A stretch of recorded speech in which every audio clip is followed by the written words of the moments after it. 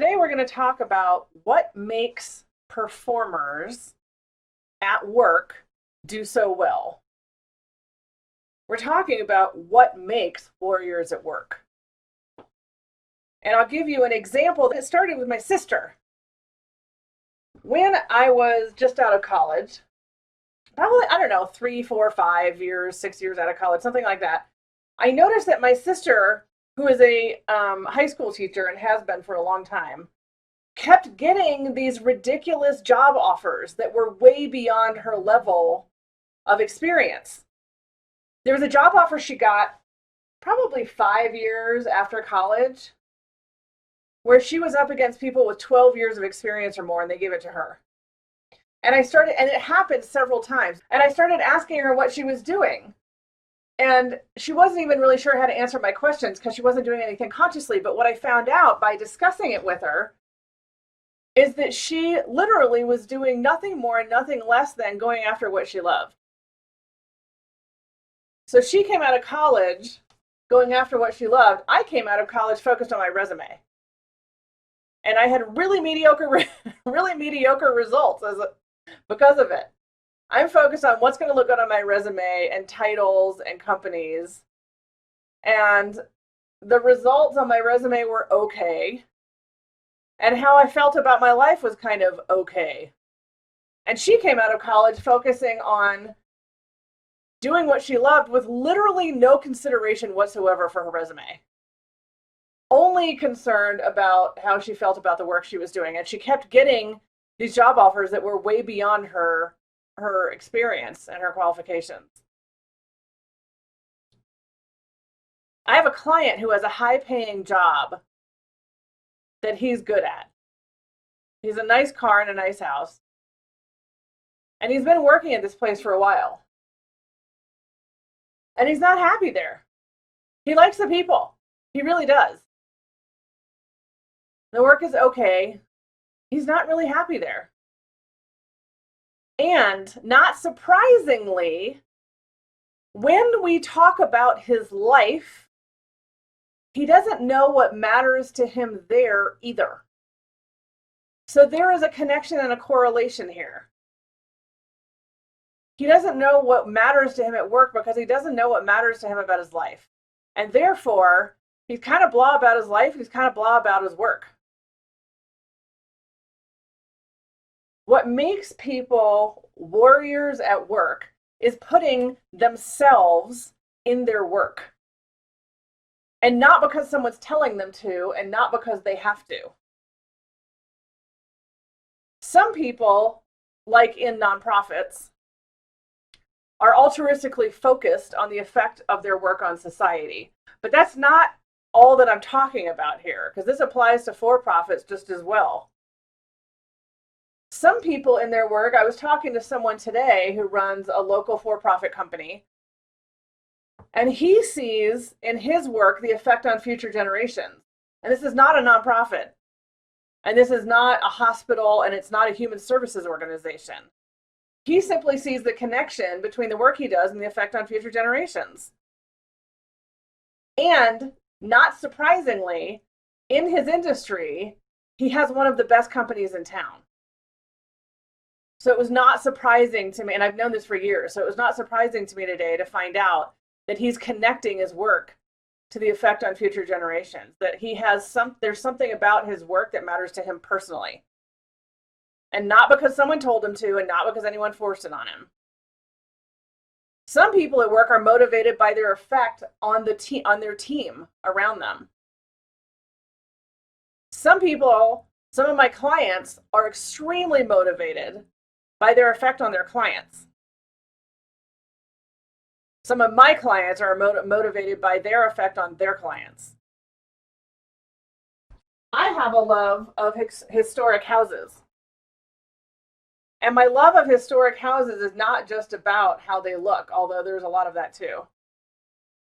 It's about where they come from and what the neighborhood looked like when it was built, and how long it's been standing, and how strong the structure is, how long it's lasted. And really importantly, it's critically important to me to leave these houses ready for another 100 years to come. And as a result, I have a really strong reaction against fix and flips that often focus on profit and remove some of the historic character from a house. And I've done 4 of these houses, not all myself. I don't rehab them all myself, but I do a lot of the painting and the landscaping. And I generally hire all the subcontractors and GC it myself. And I've done 4 of these over the last 20 years while also working full-time. Because it matters to me. For people who perform, there's something about themselves in their work. There's a connection between what matters to them personally and what matters to them about their work. You may be one of these people, and you may know other people who feel the same way. And what I mean by this is it's not just about salary or bonus matrix or performance review or title. And you also probably know some people for whom it is about salary or bonus matrix or performance review or title. And they're probably not, they may be wealthy. They may have nice houses and nice cars and take nice trips. And there's probably some piece of them that you know is a little bit hollow. They probably fight burnout at work. They probably wonder at some point if there's something better once they're done buying all the stuff they've bought.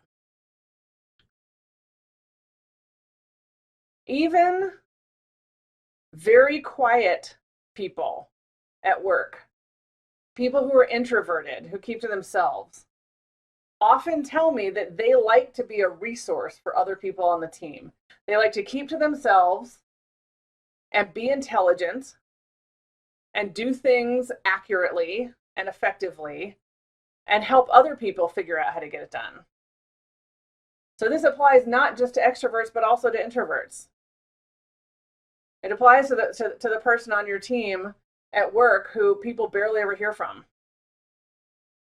If they are performing, there's a reason.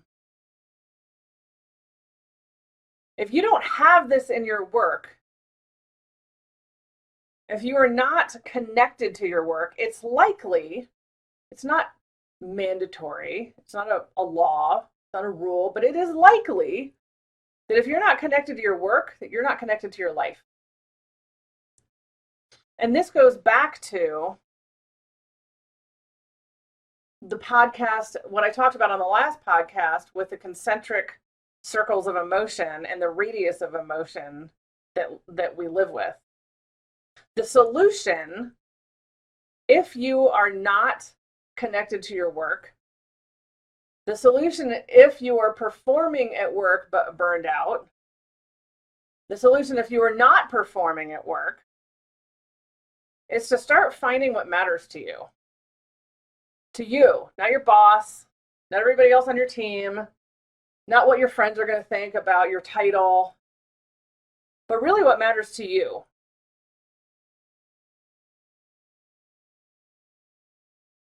And those concentric circles that we talked about, the radius of emotion we talked about last week, will be required in order to find out what matters to you. Without this, without living in a broader radius of emotion, you will be stuck in blah. And you may already be there. And the truth is, we all go in and out of that. We all have blah sometimes. That doesn't mean we're stuck there permanently. But you have to be willing to expand to a broader place, to a broader range of emotion in order to find what matters to you. And then connect that to the work you're doing and see what's there, see what that tells you about what kind of work you want to be doing. Without this, your ability to perform at work and in life will be short-lived. Because at some point, we've bought the things we want to buy, or we've determined we're never going to be able to buy the things we want to buy. And at some point, we just start wondering if there's something more. The good news is, it's all about you. And only you have the answer. Which is great news, because you can solve that problem. If you are not performing at work, or if you're not engaged at work, it's about finding the solution for you. And if you are performing at work or you are engaged at work, it's because you probably have already figured out why it matters to you. And as a side note, a PS to this conversation, we also all change over the course of our lives.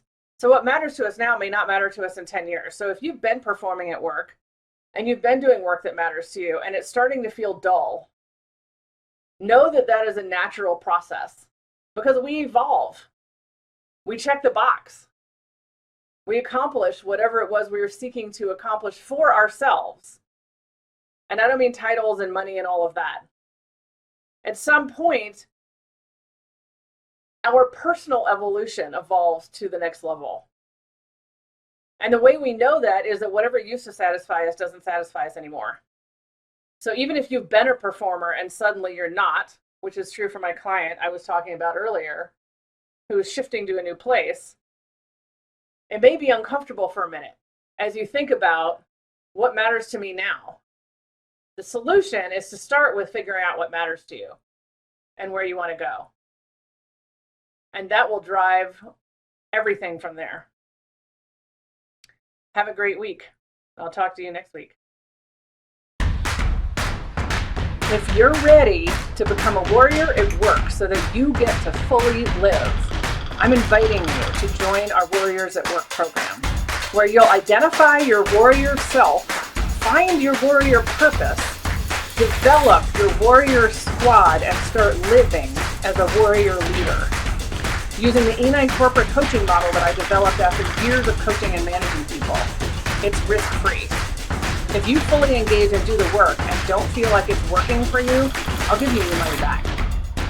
You can just join the first course or the whole series of 7 courses. Go to warriorsatwork.com to sign up. I'll see you there.